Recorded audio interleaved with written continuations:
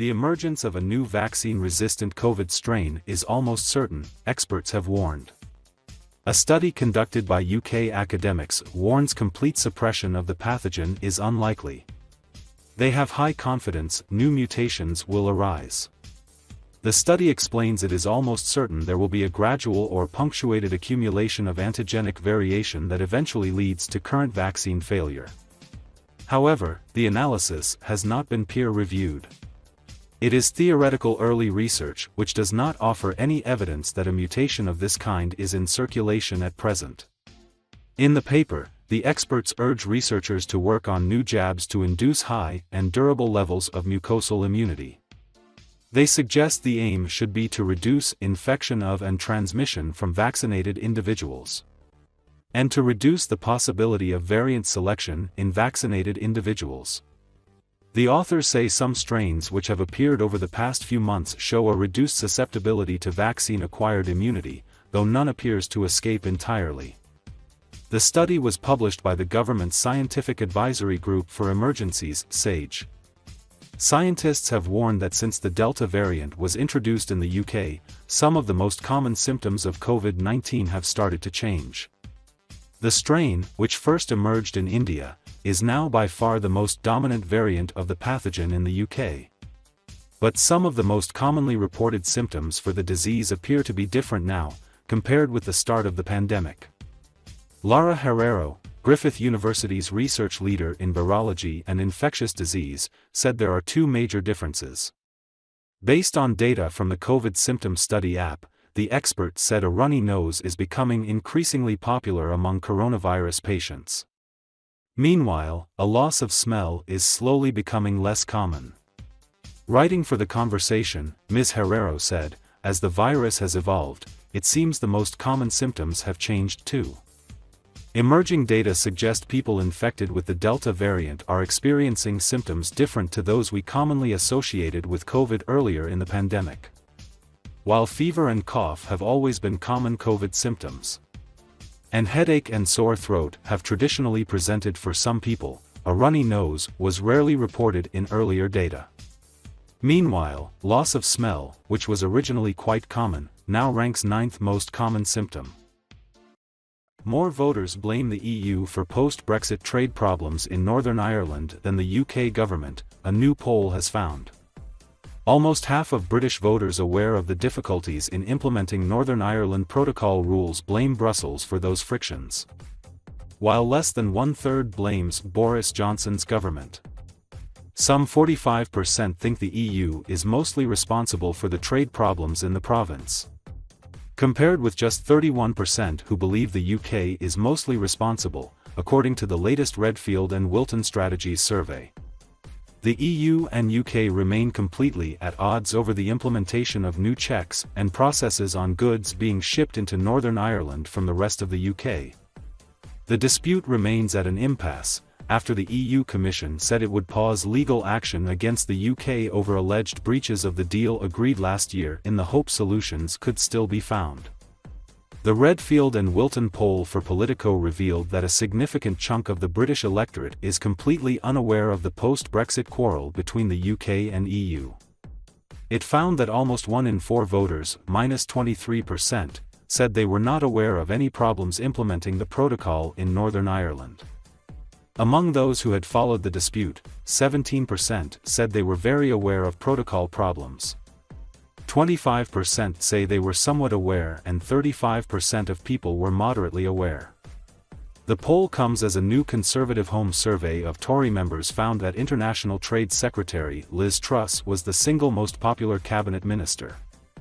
Ms. Truss, who has forged a series of post-Brexit roll-over deals with other countries which largely replicate arrangements the UK had when in the EU, has a net approval rating of 88.6, ahead of Chancellor Rishi Sunak on a rating of 74.1.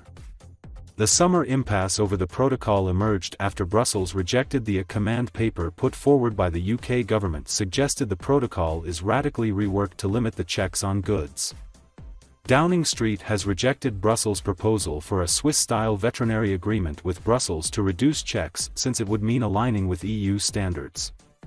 Northern Ireland's newly appointed First Minister Paul Gavan has said the EU's decision to pause legal action has allowed both sides a window of opportunity to resolve post-Brexit trading issues. The senior DUP figure said the UK government recognises the harm caused by protocol, and urged the Irish government to make clear to Brussels that changes would have to be made. Peers warned last week at the protocol risks becoming a constant irritant in future EU-UK relations unless both sides change their fundamentally flawed approaches to resolving the dispute. A House of Lords committee warned that Northern Ireland could become a permanent casualty of Brexit unless compromise is found urgently. Boris Johnson is facing a growing Tory revolt over government plans to introduce an amber travel watch list, amid fears such a move could cause holiday bookings to collapse. Ministers are discussing plans to create an amber watch list of countries potentially in danger of being transferred to the red list. Popular holiday destinations such as Spain, Greece, and Italy could find themselves on the new watch list. Experts fear this could lead to an exodus of British tourists and deliver a devastating blow to the travel industry, which has been left reeling from the COVID pandemic. Currently, travelers from amber countries are allowed to return to the UK without having to go into quarantine. However, those arriving from red list countries must stay 10 days in a hotel and pay £1,750. The Prime Minister was accused of adding further uncertainty to the beleaguered industry and of squandering the vaccine dividend. Hugh Merriman, the Tory chairman of the Commons Transport Committee, told The Times. The government has used the vaccine dividend to make some positive strides in the last few weeks, making it easier for those travelling in and out of the UK. This is not the time to be adding further complexity, uncertainty, and anxiety to an already beleaguered sector. Travel bosses said the industry was drinking in the last chance saloon. As far as this summer was concerned, and that watch lists were not the most effective way of indicating changing risk. Last week the government announced that travellers who are fully vaccinated in the EU and US would no longer be required to isolate when arriving in the UK. Ministers said the rule change would help reunite family and friends whose loved ones live abroad.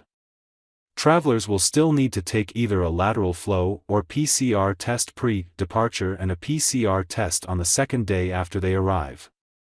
In a major boost to the travel industry, the government also confirmed that international cruise ships will be able to depart from England from August 2. Scottish Transport Secretary Michael Matheson said the change to the rules would provide a boost for the tourism sector and wider economy while ensuring public health is protected. He added that the change would be carefully monitored by clinicians and kept under close review. Liz Truss has topped the recent Cabinet League table with almost 89 points, while Boris Johnson has dropped to 24th with mere 3.4 points, according to a new poll of Tory grassroots members. A survey of party members carried out by Conservative Home has shown an overwhelming amount of support for the Minister for Women and Equality's Liz Truss, and highlighted a decrease in trust for Boris Johnson. The poll is updated monthly, and any event regarding the government will affect the results. Ms. Truss is in exactly the same position as she was last month with almost an identical score. On the other hand, last month was quite challenging for Boris Johnson with the Prime Minister refusing to initially self-isolate. After being contacted by the NHS Track and Trace, Matt Hancock resigning and unexpected losses in two by-elections. Mr. Johnson lost 35 points in the last 30 days, which puts him only just in positive territory. In contrast, despite being in the middle of the self-isolating fiasco, Rishi Sunak's score is only slightly down as he remains in second position with 74 points. It has also not been the best month for Priti Patel. The Home Secretary lost 20 points in the last 30 days, which has seen her score nearly halve. The most likely explanation for Ms. Patel's drop would be the failure to stop the flow of migrant boats across the Channel. The news of the decrease in trust in Boris Johnson comes after the Prime Minister has been told he must finally stand up to the EU over a whole range of issues, or face further attempts by the bloc to exploit Britain in the coming weeks and months. Jane Addy, founder of pro-Brexit campaign group Get Britain Out, warned that by kicking the can down the road 6 months, the Prime Minister was risking the break-up of the United Kingdom, and urged him to get a grip. Referring to the Northern Ireland Protocol, the mechanism intended to prevent a hard border on the island of Ireland, Ms. Addy said it was clear that what had been agreed so far does not work. The UK government had accepted the system in a panic, she claimed, with the gullible expectation the European Union would act in good faith and not try to implement unnecessary barriers to trade going between Great Britain and Northern Ireland. As a result, Unionists living in the province were deeply unhappy, feeling a land border had simply been replaced by a border down the Irish Sea, which left them cut off from the rest of the UK. Ms. Addy said, after 6 months of simply kicking the can down the road, with extension after extension delaying an inevitable conflict, the Northern Ireland border issue needs to be resolved quickly. Now Prime Minister Boris Johnson is out of his luxurious self-isolation at Chequers due to a COVID-19 contact ping. I hope he will realize it's up to him to take back control of the Northern Ireland issue, or else his inaction could lead to the break-up of the United Kingdom. Ms. Addy also stressed that the consequences of Mr. Johnson's failure to act would be felt far beyond Ulster. She said, the government's abject failure to take action until now has had untold consequences for businesses and the people of Northern Ireland. What is perceived to be an apparent acceptance of a loss of sovereignty has opened us up to even more demands from the EU. There are increasing problems with Spain, in particular, over the issue of the border with Gibraltar. Spain now wishes to place Spanish officials on the UK border and port posts in Gibraltar to properly police entry to the country. The latest robust proposals from the government, including the call for the protocol to be renegotiated, should have happened months ago, including the invocation of Article 16, Ms. Addy said.